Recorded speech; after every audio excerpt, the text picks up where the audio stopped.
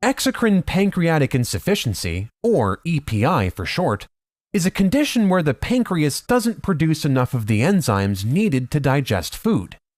These enzymes help break down carbohydrates, fats, and proteins, allowing nutrients to be absorbed in the small intestine.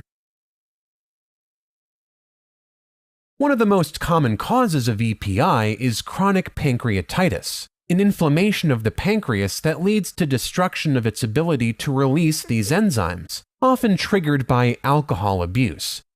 In children, EPI may be due to cystic fibrosis, a genetic condition that causes thick and sticky pancreatic secretions that cannot reach the intestines. Less often, EPI may be caused by pancreatic cancer or surgical removal of part of the pancreas. Symptoms of EPI are the result of poor digestion and absorption of nutrients in the intestines. Unabsorbed nutrients are allowed to linger in the intestines for longer than usual, disrupting the formation of stool, which results in bloating, gas, and diarrhea. Without digestive enzymes, fat can pass right through the intestines undigested, leading to greasy and smelly stools, called steatorrhea.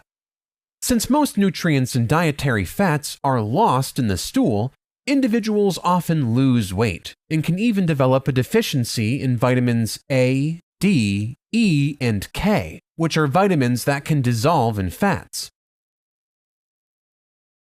Diagnosis of EPI begins with a medical history and physical examination, followed by specific tests that assess the pancreas's ability to produce and release digestive enzymes. The most common one is the fecal elastase test, which measures levels of the enzyme elastase in the stool.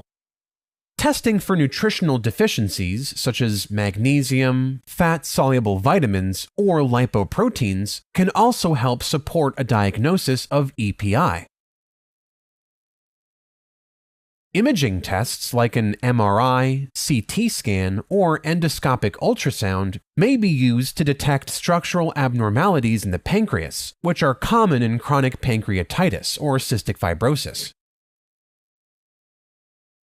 Alright, treatment of EPI is based on pancreatic enzyme replacement therapy, or PERT, where individuals take enzyme supplements with each meal to aid digestion.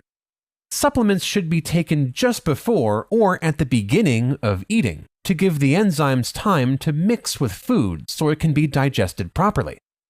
The number on the PERT capsule corresponds to the amount of enzymes it contains, so a capsule with a number 24 on it would contain 24,000 units of pancreatic enzymes.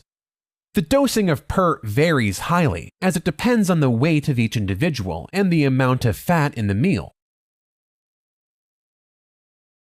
In case of vitamin deficiency, individuals may also be prescribed vitamin supplements such as vitamin A, E, D, and K, as well as vitamin B12 and folate. While it's not necessary to follow a specific diet, individuals may be referred to a registered nutritionist who will provide a unique diet plan. Dietary guidelines recommend eating high-calorie, nutrient-rich foods, as well as increasing the intake of proteins such as lean meats, fish, eggs, dairy, tofu, and legumes, which are often better absorbed than fats.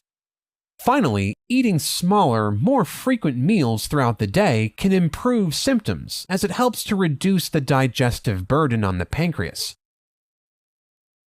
Alright, as a quick recap, exocrine pancreatic insufficiency is a condition where the pancreas doesn't produce enough digestive enzymes, resulting in poor absorption of nutrients and fat-soluble vitamins. Common symptoms include abdominal bloating, gas, and diarrhea, with greasy, smelly stools. Diagnosis is based on a combination of medical history and pancreatic function tests. The primary treatment is pancreatic enzyme supplementation with each meal to improve digestive symptoms and nutritional status.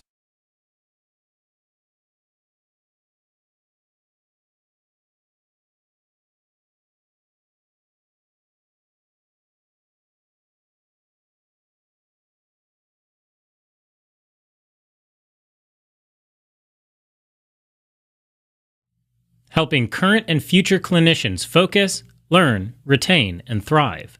Learn more